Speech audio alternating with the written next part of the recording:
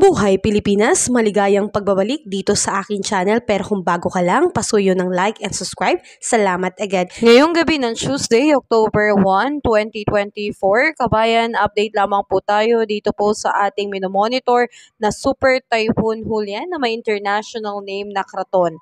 Mga kabayan, sa ngayon, ito po ay namataan sa labas po ng Philippine Area of Responsibility sa layong 245 km west of Itbayat, Batanes. Ito po ngayon ay may maximum sustained wind na aabot po ng 195 km per hour. Malapit po yan sa sentro at bumubugso po up to 240 km per hour. Ito po ngayon ay kumikilos pa northwestward sa mabagal na paraan.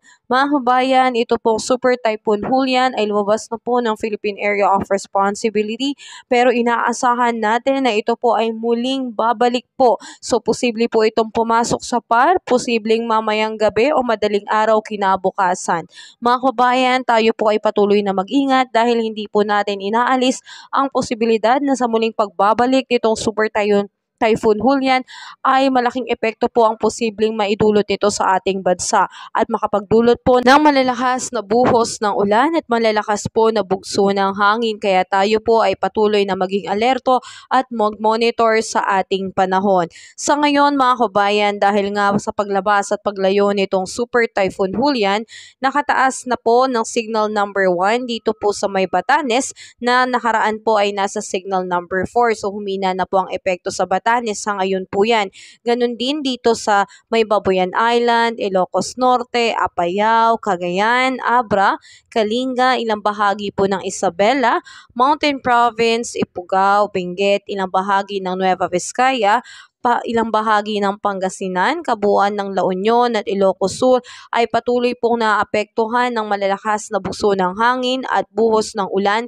Dulot po nitong Super Typhoon Julian, ito po ay merong signal number 1 sa ngayon po yan, kabayan.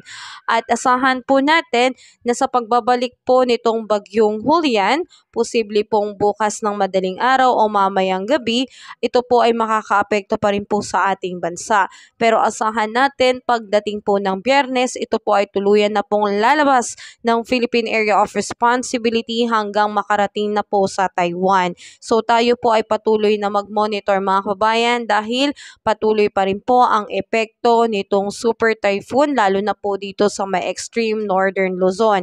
Sa ngayon kabayan, nakataas na lang po sa yellow warning dito po sa may Ilocos Norte. So asahan po ang pagbuhos ng ulan na magdudulot po ng pagbaha and landslide lalo na po sa mga low-lying areas and mountainous areas. Samantalang asahan natin na ngayong gabi, light to moderate rain po ang asahan dito po sa may Batanes, Babuyan Island, Ilocos Sur, Abra at Apayao na posibleng tumagal ang buhos ng ulan up to 2 to 3 hours po. So ingat po tayo. Samantalang light to moderate rains naman po ang asahan natin ngayon sa may Benguet, Mountain Province, Kalinga, Ifugao, Pangasinan, La Union, Northern Cagayan, and Western Isabela. So ingat po tayo mga kababayan dahil posible pong bumuhos ang ulan, mahinang ulan, 2 to 3 hours po ang posibleng itagal nito. So ingat po tayo mga kababayan, lalo na po sa mga bahaing lugar, posible pong magkaroon ng pagbaha.